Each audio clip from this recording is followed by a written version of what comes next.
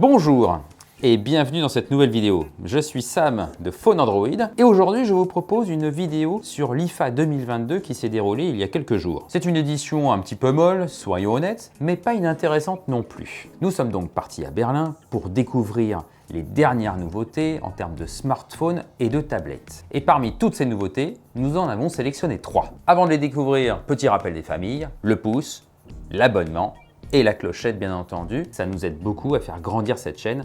Merci pour votre aide.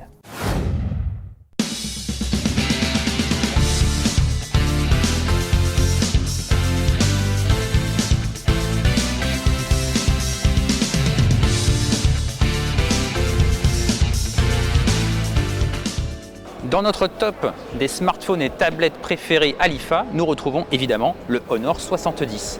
C'est un smartphone de toute beauté, remplaçant du Honor 50. Un design tout en rondeur, notamment sur les modules photo circulaires repris du prédécesseur. On retrouve à l'avant une grande dalle incurvée de 6,67 pouces. À l'intérieur, nous avons un Snapdragon 778G, compatible 5G bien évidemment. Nous retrouvons également une grosse batterie compatible charge rapide 66 watts. Ça c'est vachement bien. À l'arrière, 3 modules photo, 54, 50 et 2 mégapixels pour les macros.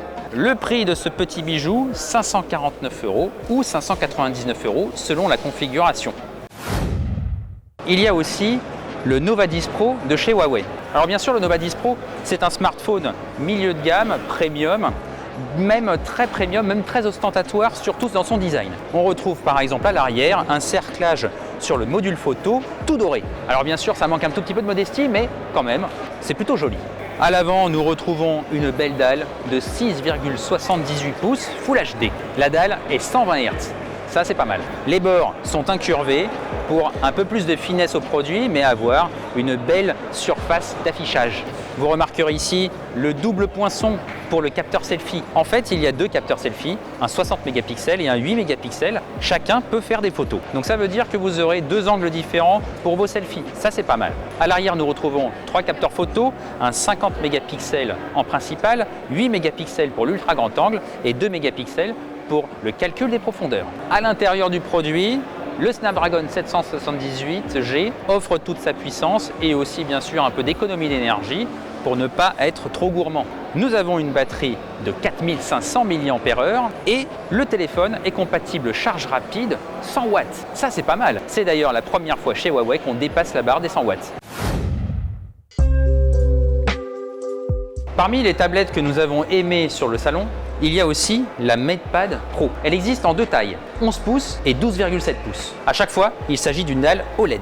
Cette tablette se veut être vraiment un monstre de puissance. Elle a dedans un Snapdragon 870. Ça veut dire que c'est un chipset qui n'est pas forcément très récent, mais en tout cas qui reste très puissant même aujourd'hui. À l'intérieur, nous avons une batterie de 8300 mAh avec la charge rapide 40 watts. Bien entendu, cette tablette se veut être un bon compagnon pour tous ceux qui ont un autre produit Huawei, surtout par exemple un PC, parce qu'il y a toutes les fonctionnalités autour de l'écosystème qui permet de passer par exemple un fichier de la tablette vers l'ordinateur ou de l'ordinateur vers la tablette. Ça c'est très intéressant et ça rappelle beaucoup tout le travail qui est effectué par Apple.